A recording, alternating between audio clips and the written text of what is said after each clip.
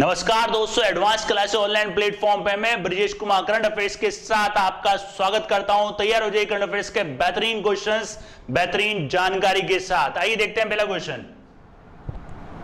देखिए पहला क्वेश्चन, किसे शिंडलर पुरस्कार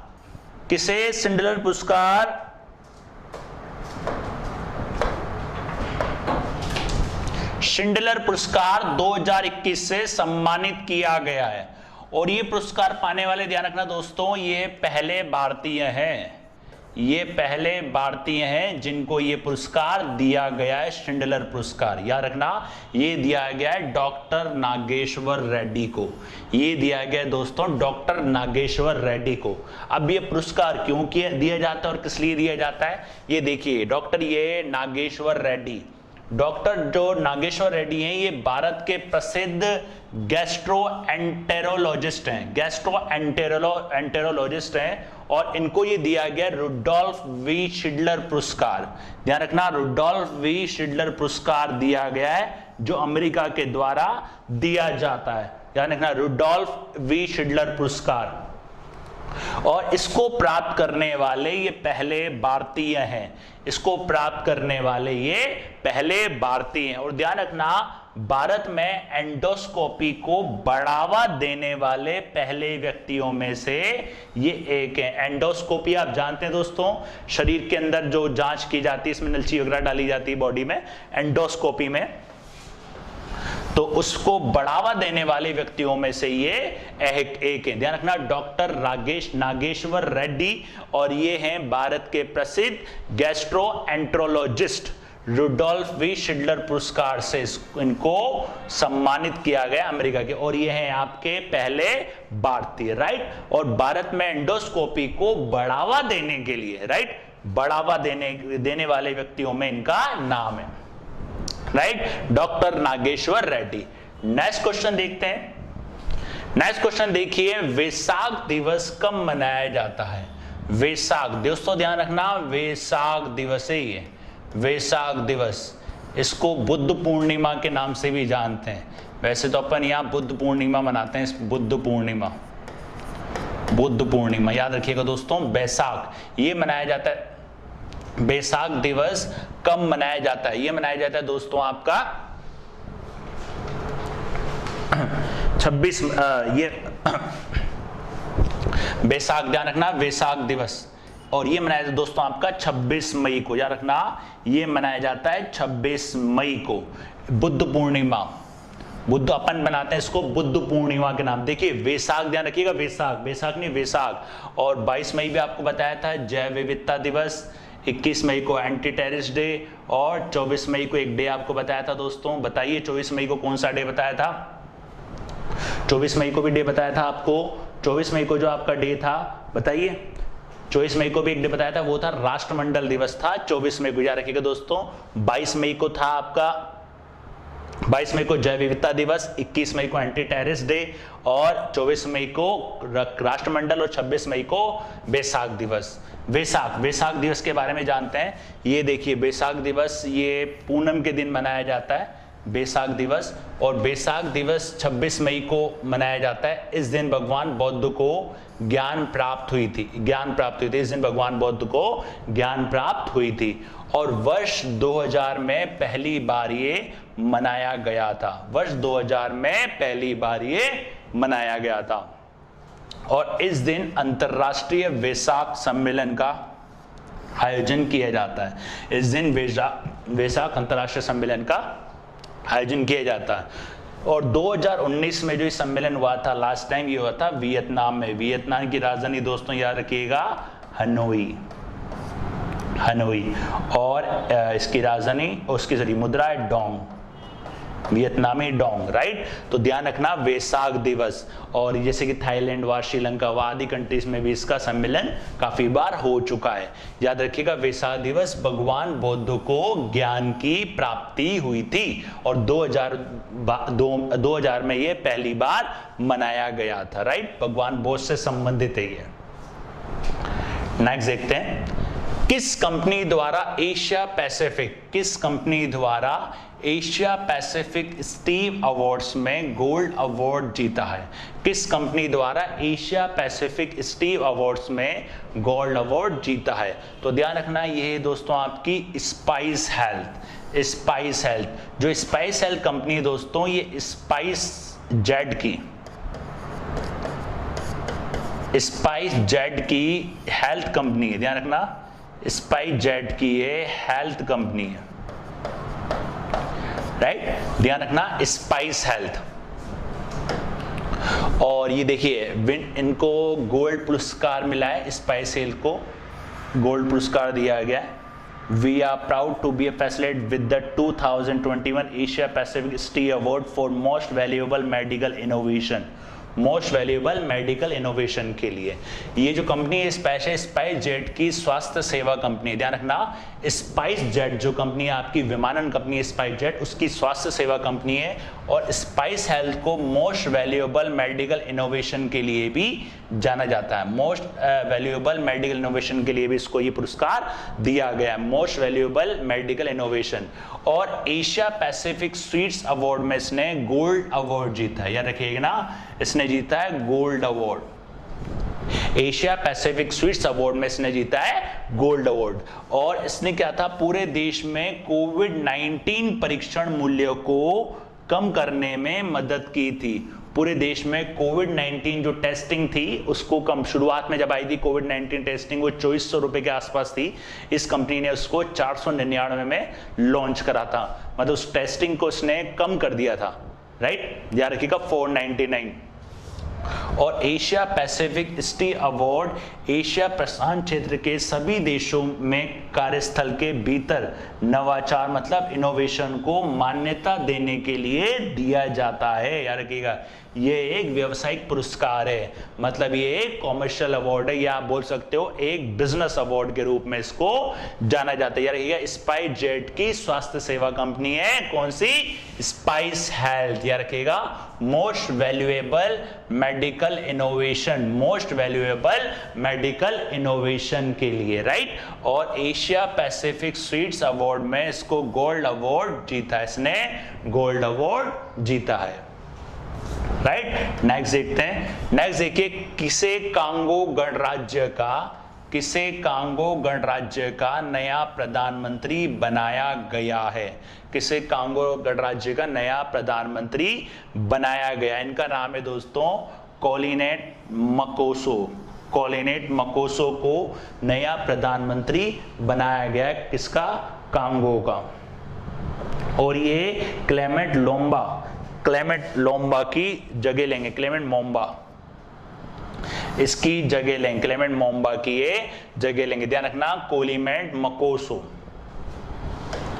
और ये ध्यान रखना कोंगो के नए प्रधानमंत्री, और कोंगो के नए प्रधानमंत्री कोलिवेट मोकोसो हैं, और क्लेमेंट मोम्बो की जगह ये लेंगे। याद रखना क्लेमेंट मोम्बा की जगह ये लेंगे। और कोंगो की राजधानी दोस्तों ध्यान रखना ब्रेजाविल, कोंगो की राजधानी ब्रेजाविल।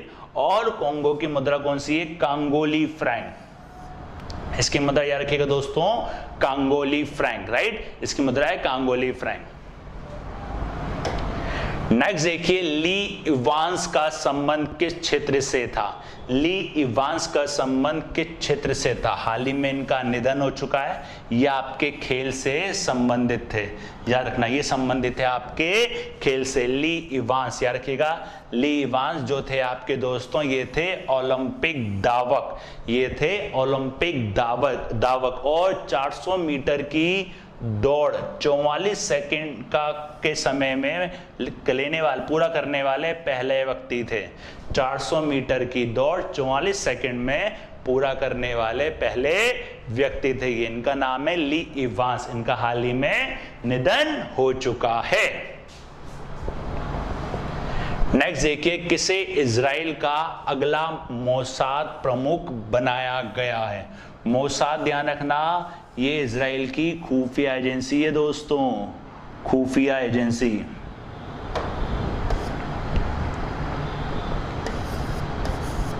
इजराइल की खुफिया एजेंसी है ये।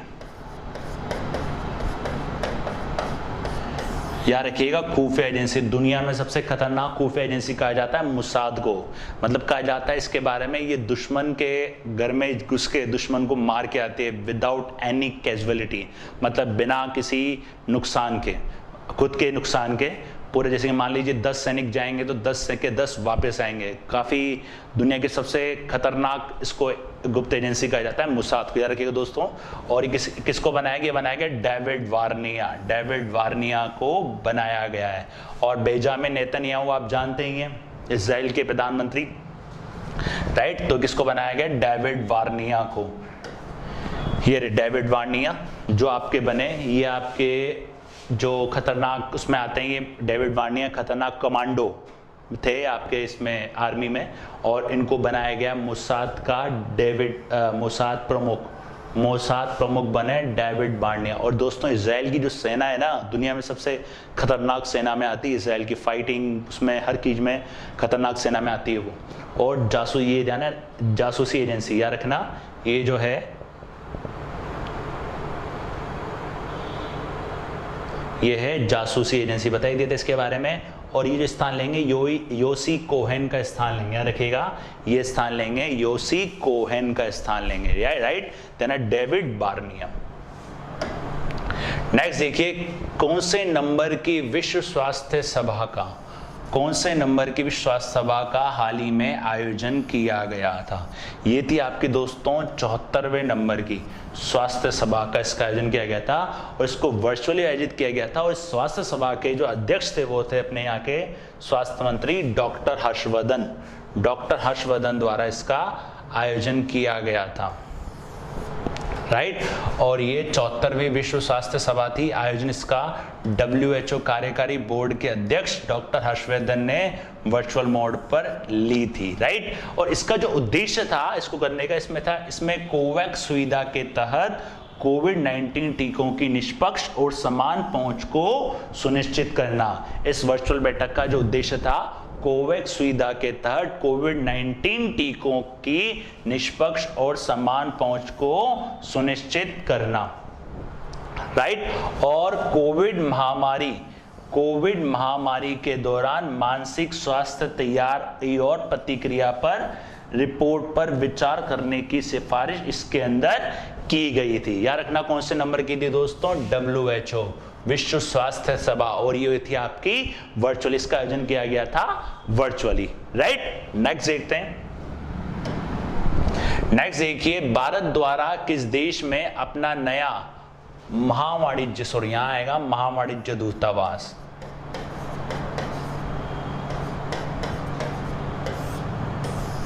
महावाणिज्य दूतावास खोला जाएगा? ये खोला जाएगा दोस्तों मालदीव्स में, ध्यान रखना, ये खोला जाएगा मालदीव्स। मालदीव की राजधानी दोस्तों माले, मुद्रा इसकी रुपया, याद रखिए मुद्रा इसकी रुपया।